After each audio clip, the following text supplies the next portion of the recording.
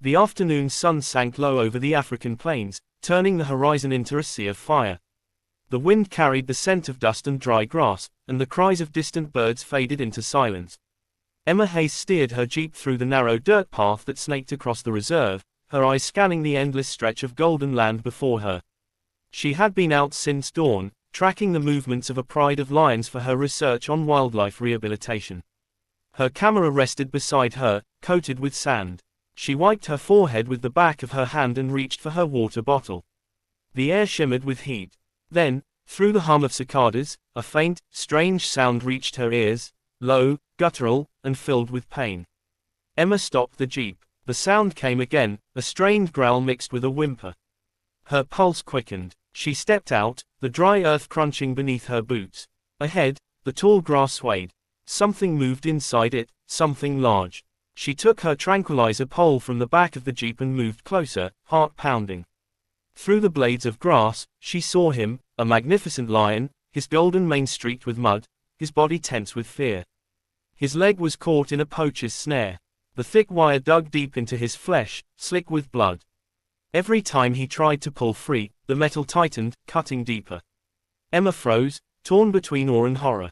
The animal was the most powerful creature she had ever seen, yet here he was, trembling and helpless. She whispered softly, trying to calm him, her voice barely rising above the whisper of wind. The lion's amber eyes met hers, fierce but pleading. The sun dipped lower. She knew he would die if she didn't act soon. She loaded a tranquilizer dart, raised the pole, and fired. The dart hit its mark. The lion roared once, staggered, then slowly sank to the ground. Emma rushed forward, kneeling beside him. His breathing was ragged, his fur warm beneath her hands. The wound was deep, raw, and ugly. She pulled a knife from her belt and began cutting through the wire. Blood stained her fingers, but she didn't stop until the last strand snapped. When the snare fell away, she pressed a cloth to the wound, whispering words of comfort. Her hands shook as she poured antiseptic, wrapped the leg with bandages from her kit, and wiped away the blood. The lion stirred but didn't attack. Even sedated, he seemed to sense her intention. "Brave boy," she murmured, though the words were carried away by the wind. As the tranquilizer began to fade, the lion's eyes fluttered open. He blinked slowly, weak but alive. Emma backed away, giving him space. For a moment, they simply looked at each other, the woman and the beast, two creatures from different worlds bound by one fragile act of mercy. Then he stood, shaky and limping. The sky behind him was crimson. Before disappearing into the tall grass, he turned his head once more toward her. His gaze lingered, deep and unblinking, before he vanished into the wilderness. That night, Emma sat by her campfire, unable to eat.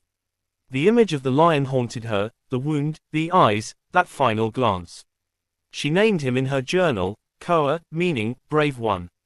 For weeks afterward, she returned to the same area, hoping to catch a glimpse of him again. She never did. Time moved on. The seasons changed. A year passed. Emma was assigned to a new conservation mission farther south, an area notorious for poaching. The land was rougher, wilder. Her team consisted of only 3 members, but she preferred solitude. She always felt most alive among the sounds of the wild, under skies that stretched forever.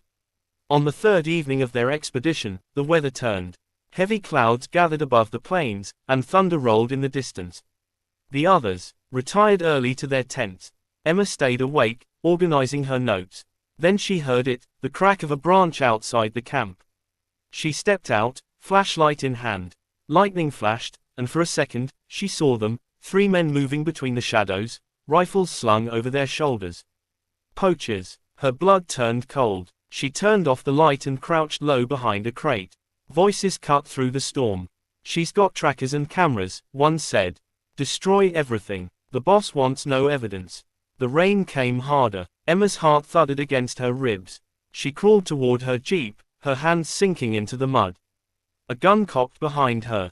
Someone shouted. She ran. Bullets sliced the air around her as she stumbled into the darkness. Thunder exploded overhead. She tripped on a root, twisting her ankle, and fell hard. Pain shot through her leg. She tried to stand but couldn't. The men's voices grew louder. "She's here. Don't let her get away." Emma crawled behind a fallen tree, clutching her side, rain pouring over her face. Her breath came in ragged gasps. A flashlight beam swept across the field, moving closer. And then, out of the night, came a roar. The sound ripped through the storm, deep, earth-shaking, primal. The men froze. The roar came again, closer now, louder than thunder. The flashlight shook in one man's hand. "Lion!" someone screamed. From the darkness, a massive figure burst forward. Golden mane drenched, muscles rippling, eyes glowing with fury. The lion charged through the rain, roaring, slamming into the men.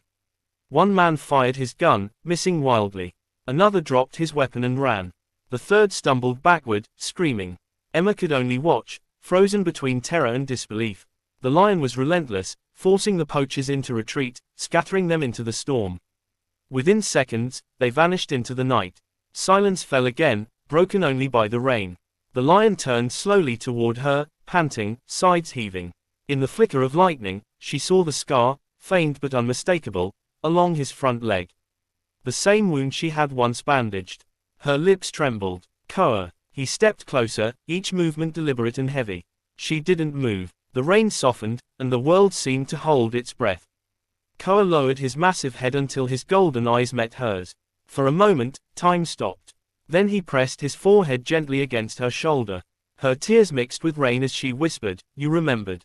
Koa's body trembled with exhaustion. She noticed blood on his shoulder, a bullet graze. She tore a piece of her sleeve and pressed it against the wound, whispering comfort she wasn't sure he understood. But his eyes softened, and his breathing slowed. She stayed beside him until the storm eased and dawn began to break.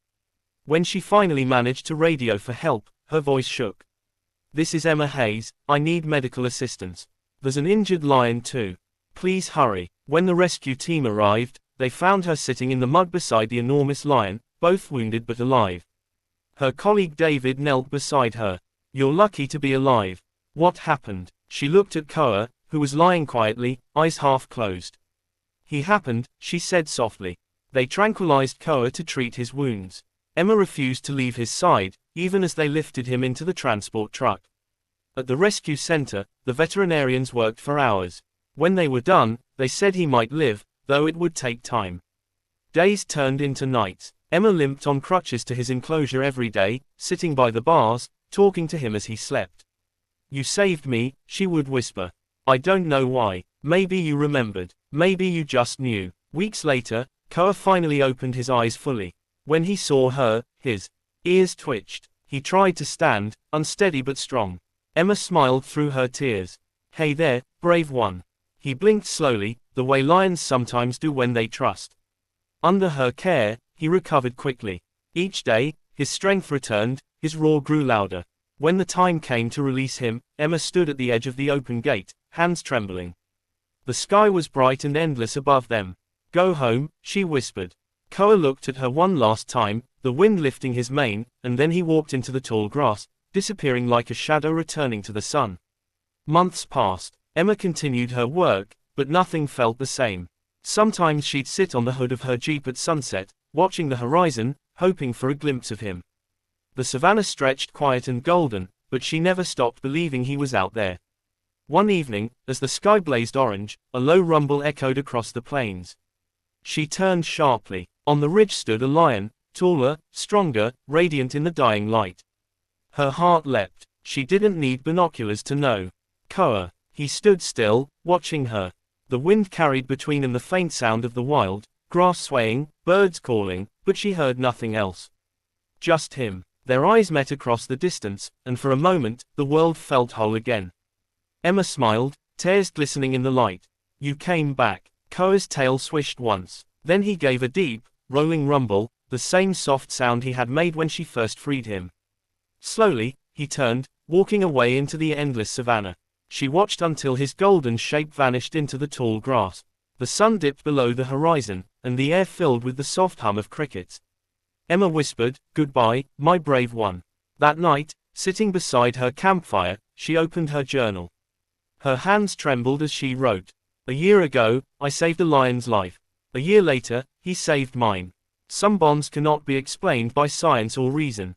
They're written in the language of the soul. She looked up at the sky. Stars shimmered, cold and distant, but beautiful. Somewhere out there, a lion roamed free beneath the same stars. The wind carried a faint echo, a roar, strong and proud. Emma smiled. Good night, Koa. The next morning, the first light of dawn bathed the plains in gold. She packed her things, ready for another day's work. But her heart felt different now, lighter, braver. Every time she heard a roar in the distance, she felt it wasn't just a sound. It was a promise, a reminder that kindness never disappears. It finds its way back, even through the wildest of storms. And as her jeep rolled across the endless horizon, the savannah whispered its eternal truth: love remembers.